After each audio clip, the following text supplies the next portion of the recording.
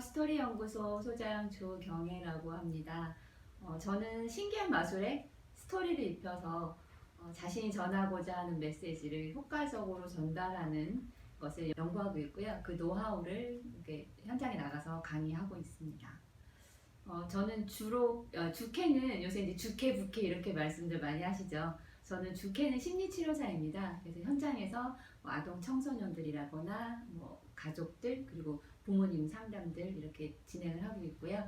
그리고 이제 제가 현장에서 일을 하다 보니까 상담을 할 때 이야기를 이끌어내기 좋은 도구들에 대해서 고민을 좀 항상 많이 했었어요.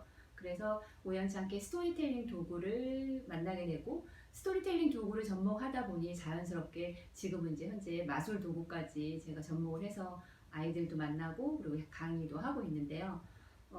사실 강의는 제가 대상을 딱히 가리고 있지는 않아요. 아동 청소년들 대상으로 복지관이라거나 도서관 그리고 지역아동센터 이런 데도 학교에도 이렇게 강의를 하고 있고요. 그리고 이제 주로 하는 거는 제가 강사분들 스팟이라거나 강의에 조금 더 효과적으로 접목할 수 있는 방법들을 고민하시는 강사분들이 이제 모여서 초청을 하시면 그쪽으로 강의를 좀 많이 나가고 있고, 서울시 50플러스 제가 서울시의 그 부분이 가장 부러운 부분입니다. 저희 고양시에도 좀 그런 기관이 좀 생겼으면 좋겠다는 생각을 하고 있는데요.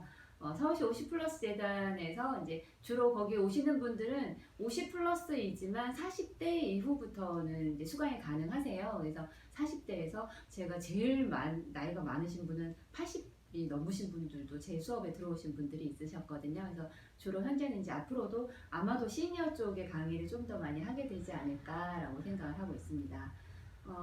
마술하면 이제 제가 이제 마술을 이제 앞에도 말씀을 드렸지만 마술을 한다라고 말씀을 드렸는데 사실 저는 전문 마술사는 아니에요. 그래서 마술을 굉장히 화려하게 잘한다거나 그러지는 않고요. 마술 도구에 제가 어떤 재미있는 이야기, 나만의 이야기 이런 것들을 넣어서 타인들과 좀 소통하는 데 도움이 된다거나 내 메시지를 좀 더 임팩트 있게 강렬하게 이렇게 전달하는 그런 역할을 할 수 있게 도와드리고 있는데 마술 도구다 보니 이제 처음에 이제 제 강의에 오시는 분들도 주로 목적이 마술을 배우는 거에 포커스가 맞춰져서 오세요. 그래서 이제 저희가 보통 사용하는 것들은 강의에서 사용하는 것들은 클로즈업 마술이라고 해서 어떤 퍼포먼스가 아주 크지 않습니다. 작고 그리고 이제 쉽게 할 수 있는 이런 것들이 좀 많아요. 그래서 마술을 소질이 없는데 할 수 있나요? 라고 말씀을 하시는 분들도 많은데 제가 한마디 말씀드리면 도구가 다 해줍니다. 그래서 걱정 안 하셔도 되고요. 관심이 있으시면 한번 접목해 보시면 좋을 것 같아요. 그래서 저도 사실은 이제 실수를 굉장히 많이 해요. 그래서 마술을 할 때 제일 있으면 좋겠는 거는 뻔뻔함. 내가 만약에 실수를 했어. 그러면 그 실수를 여러분들의 호응이 너무 작아서 이게 성공하지 못했군요. 다시 한번 해볼까요? 라고 유도해낼 수 있는 적당한 뻔뻔함 그리고 이렇게 순발력 그리고 조금 이렇게 당황하지 않는 그런 여유만 가지고 있다면 누구나 쉽게 하실 수 있다라고 생각이 들어요. 제가 사용하는 마술 도구는 그래서 공연에 초점이 맞춰져 있다기보다는 어떤 그 도구의 메시지를 입혀서 내가 전하고자 하는 메시지를 전달하는 그런 방법을 사용을 합니다. 근데 물론 마술을 잘 할 수 있다면 훨씬 더 효과적이겠죠. 그래서 여러분들이 만약에 나는 손을 좀 잘 사용할 수 있어 이런 분들이 하시면 훨씬 더 효과적일 것 같다고 생각이 듭니다. 제가 또 이제 이렇게 마술을 수업을 하다 보면 자격증에 대한 것도 문의하시는 분들이 좀 많으세요. 그래서 자격증을 딸 수 있나요? 자격증을 따면 어떤 일을 할 수 있죠? 어디서 따나요? 어떻게 배우나요? 이렇게 질문들을 하시는데 사실 이제 자격증은 제가 속해 있는 축제예술문화협회라는 곳과 스토리텔링 연구소 같은 곳에서 마술 지도사라거나 아니면 스토리 마술사라거나 이렇게 자격증을 취득하실 수가 있어요. 커리큘럼들이 준비가 되어 있고요. 근데 이제 저는 말씀을 드리고 싶은 게 처음에 내가 마술을 배우고 싶다라는 생각을 했다면 어디에다가 이 마술을 쓰고 싶은 것인지 목적을 조금 더 먼저 생각해 보시면 좋겠다는 생각이 들어요. 그래서 이걸 가지고 내가 단체나 이런 곳에서 좀 주목을 받고 소통하는 데 사용하고 싶은지 아니면 내가 좀 잘 익혀서 공연 등으로 봉사활동을 하고 싶은지 아니면 이걸 배워서 방과후라든지 아니면 저처럼 강의를 하는데 이 어떤 일을 하는 데에 목적이 있는지 이런 것들을 조금 고민을 해보신 다음에 자격증 과정이라던가 이런 것들은 좀 고민을 해보시면 좋을 것 같아요. 그래서 일단은 내가 하고자 하는 목적을 먼저 정하고 나서 이게 정말 나한테 맞는지, 마술이 신기하고 재밌긴 하지만 몇 번 하다 보면 사실은 뻔한 결과들이 되게 많아요. 그래서 뭐 뾰로롱 하고 뭐가 갑자기 사라진다거나 아니면 갑자기 없던 게 나타난다거나 아니면 가지고 있던 게 뭔가 전혀 다른 걸로 바뀐다거나 이런 기본적인 시스템이 비슷하기 때문에 몇 가지 하다 보면 실증이 나서 본인 스스로도 재미가 없어지는 경우가 많거든요. 그래서 제가 이제 하게 된 게 왜 스토리를 입혔냐면 한 번 하고 나면 그저 그런 마술이 돼버리고 맙니다. 근데 이걸 내가 어떤 주제, 어떤 상황에서 어떤 주제에 맞추어서 하느냐에 따라서 할 때마다 전혀 다른 마술이 될 수 있거든요. 그리고 대상에 따라서 한 가지 마술도 내가 이끌어가는 스토리에 따라서 전혀 다른 마술로 탄생을 할 수가 있어요. 그래서 일단은 내가 마술에 관심이 생겼다면 이걸 가지고 내가 무엇을 할까를 먼저 고민을 해보시면 좋을 것 같습니다. 제가 사실은 이 강의 시장에 나온 지가 뭐 남들처럼 뭐 2, 30년 이렇게 되지는 않았거든요.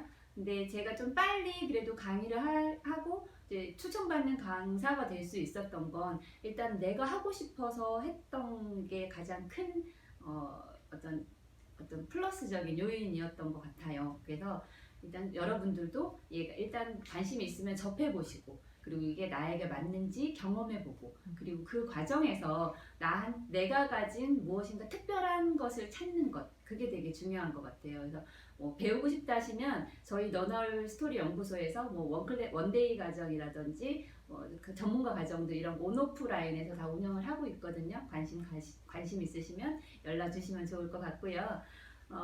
제가 이제 여러분들보다 조금 빨리 강의 현장에서 일을 하고 이제 일로서 마술이라거나 이런 스토리텔링을 하고 있는 사람으로서 한 가지 더 이제 말씀을 드리고 싶다면 여지껏은 사실은 저희 주부들, 저도 마찬가지로 주부인데 가족들을 위해서 살아오고 그리고 내 아이를 위해서 모든 것을 다 이제 헌신적으로 투자하고 살아왔잖아요.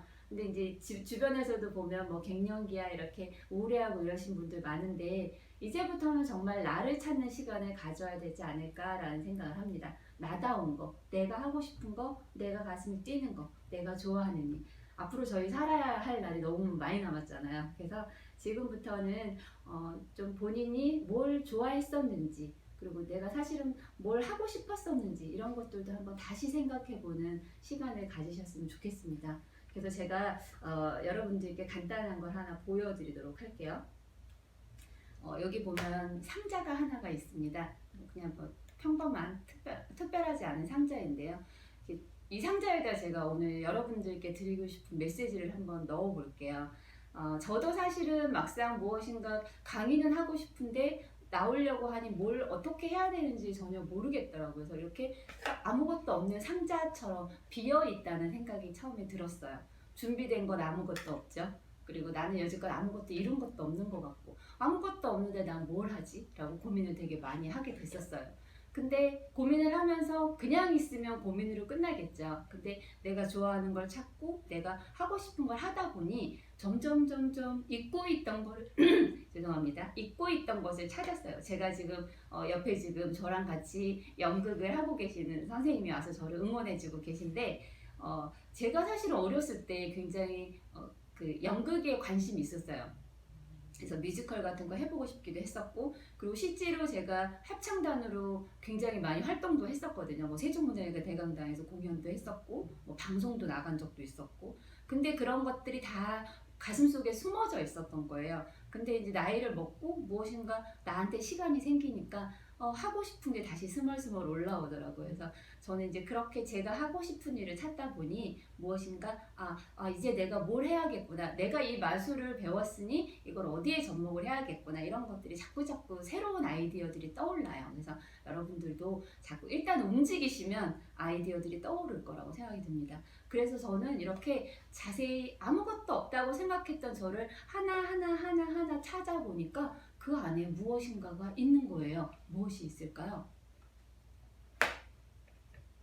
제가 그동안 잊고 있었던 저의 보물을 찾아낼 수 있었습니다.